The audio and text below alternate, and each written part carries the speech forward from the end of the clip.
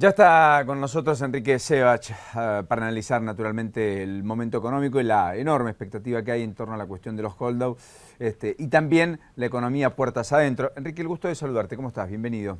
Hola, ¿qué tal? Gracias por llamar.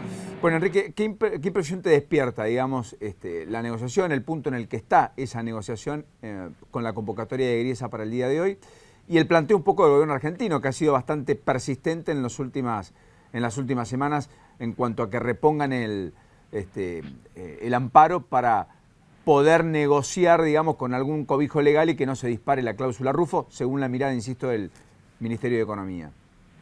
Bueno, a ver, la verdad es que hoy estamos frente a la definición que puede hacer el juez, no sé si hoy la va a hacer efectivamente, respecto de si repone o no la cautelar para pagar o si aplica la sentencia, ¿no es cierto?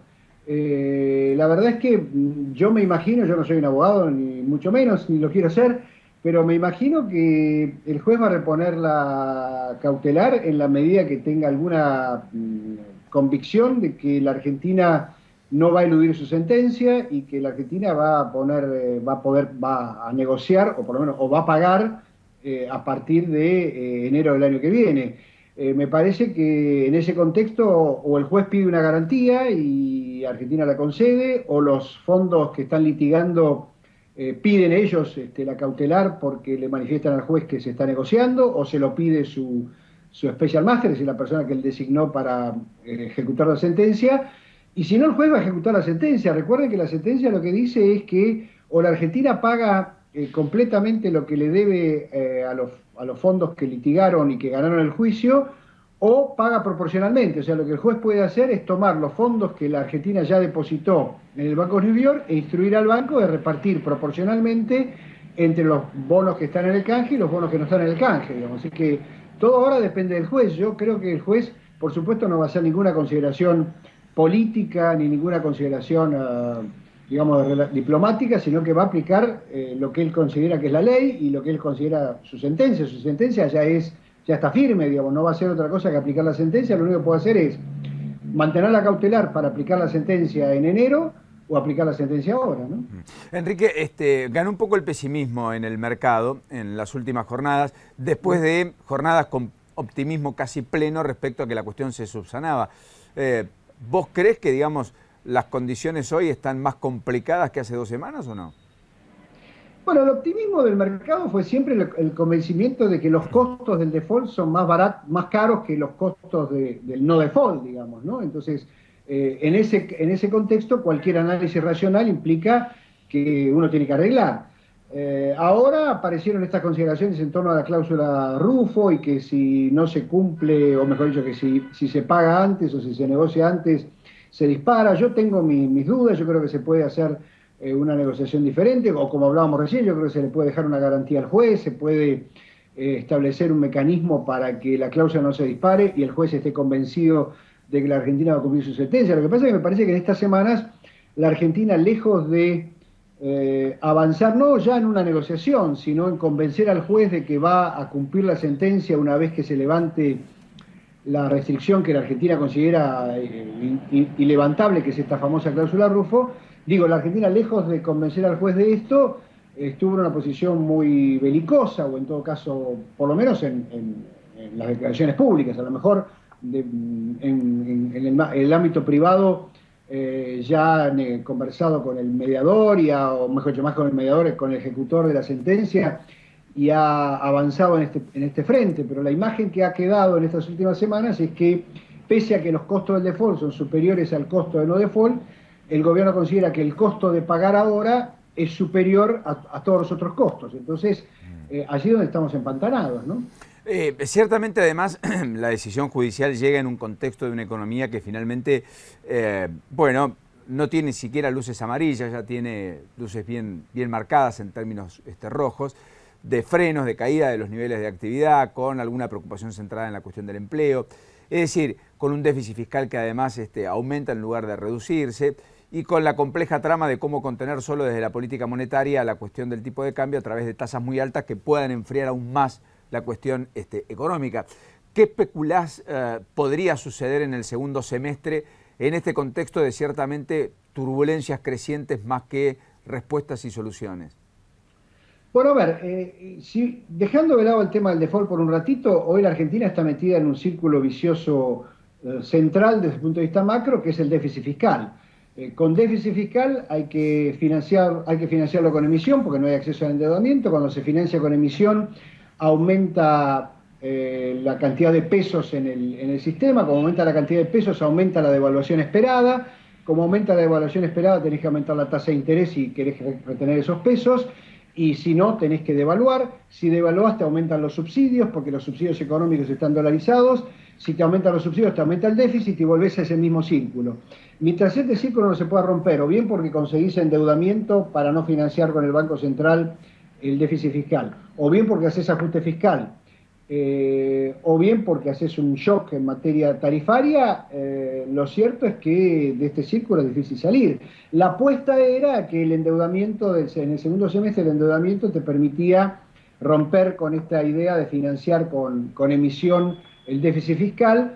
Lo cierto es que si no se arregla con los buitres, no va a haber acceso al endeudamiento, y si se arregla, una parte del endeudamiento va a tener que ser para pagar la sentencia, con lo cual el margen de maniobra se ha achicado sustancialmente, y como vos marcás, en una economía que está más débil y en una economía que difícilmente pueda mostrar resultados muy positivos, porque la madre de toda esta historia es que llevamos 6 años de déficit fiscal permanente. Entonces, cuando vos arrastrás 5 o 6 años de déficit fiscal permanente y no tenés acceso al mercado de capitales, el resultado no puede ser otro distinto que este, ¿no?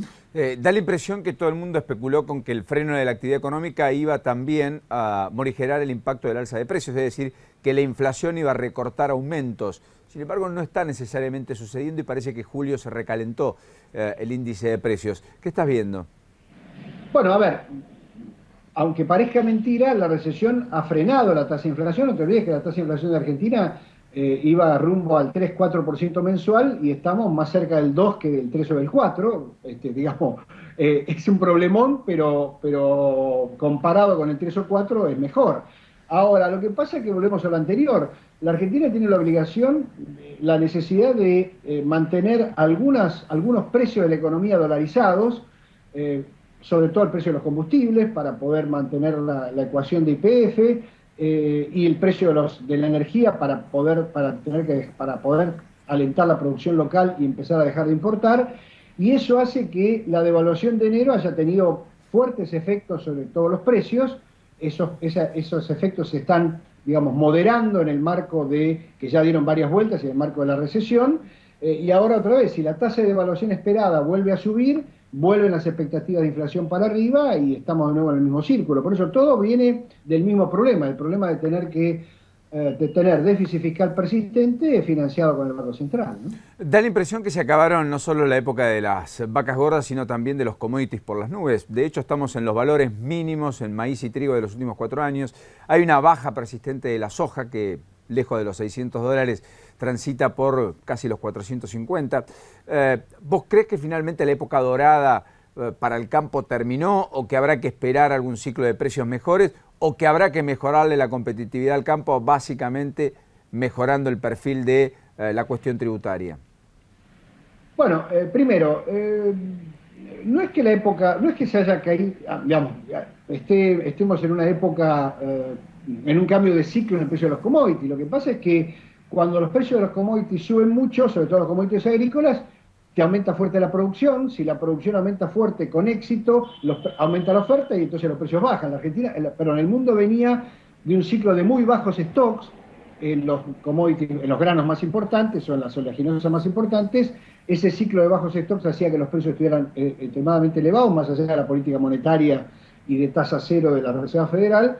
Ahora esos stocks se están recomponiendo y por lo tanto los precios se están convergiendo a cierta normalidad. Lo que pasa es que $400 es un negoción en el mundo para la soja, pero en la Argentina no son 400, son 400 menos las retenciones, menos la brecha. Con lo cual el problema no es el precio de la soja, sino el problema es que hoy en la Argentina ese precio de la soja está afectado por las retenciones y está afectado por la brecha cambiaria.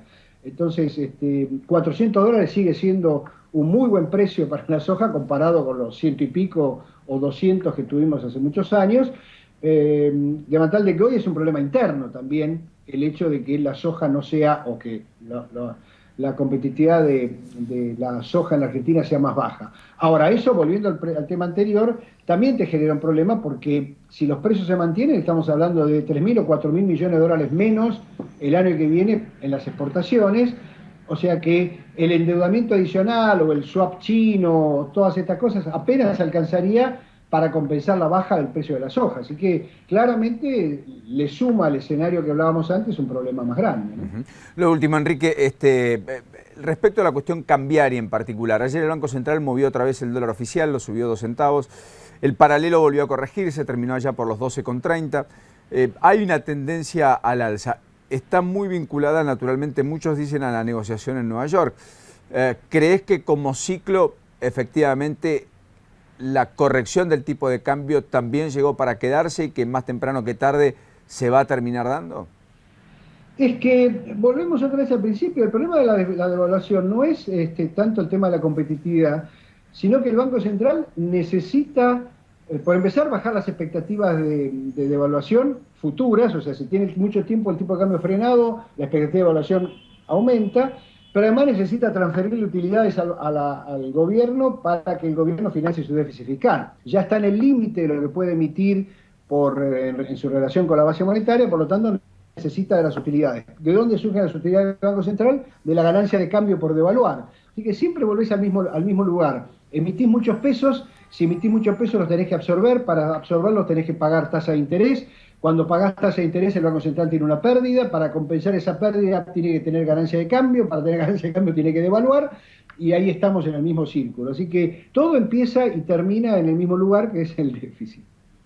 Enrique, el gusto de escucharte. Un abrazo. Hasta la próxima. Gracias a ustedes. Un abrazo. Enrique Sebach, a propósito de las cuestiones económicas y la expectativa en el supermartes que uno intuye, podría tomar el juez Griesa decisiones trascendentes en el juicio que siguen los fondos buitres, los hold-up, para con el gobierno argentino.